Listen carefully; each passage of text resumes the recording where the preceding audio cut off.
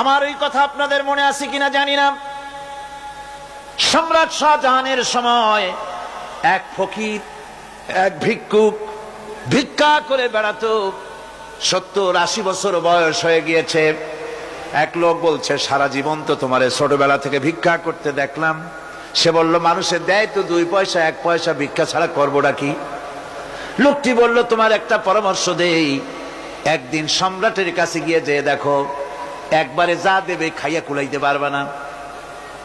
সম্রাট শাহজাহান কোথায় আছে এখন? দেখো গিয়া মসজিদে আছে।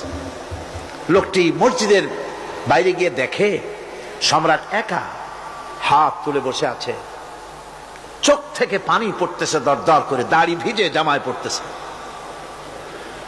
বহুক্ষণ দাঁড়িয়ে আছে। এরপরে সম্রাট তার মুনাজাত শেষ করে বেরিয়ে আসছেন। ফকিরের সঙ্গে দেখা। ফকির বলল, আসসালামু আলাইকুম। তিনি বললেন, ওয়ালাইকুম আসসালাম রাহমাতুল্লাহ। ফকির রওনা করেছে। বাদশা বলছে, তুমি তো একজন ভিক্ষুক মানুষ বলি মনে হয়, আমার কাছে তো কেউ কিছু না চাইয়া যায় না, তুমি যে কিছু না চেয়েই চলে যাচ্ছ।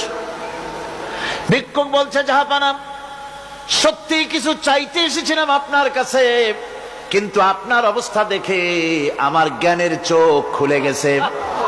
আমি দেখতে পেলাম আমি যে সম্রাটের কাছে ভিক্ষা চাইতে আসলাম, আমি তো শুধু তাকায় আছি, আমি তো কান্দি না, বরং আমি যার কাছে চাইতে এসেছি তিনি আমার চাইতে আরো নগণ্য ভিক্ষুকের মতো হয়ে কার কাছে যেন হাত পেতে চোখের পানি ফেলে কান্দে।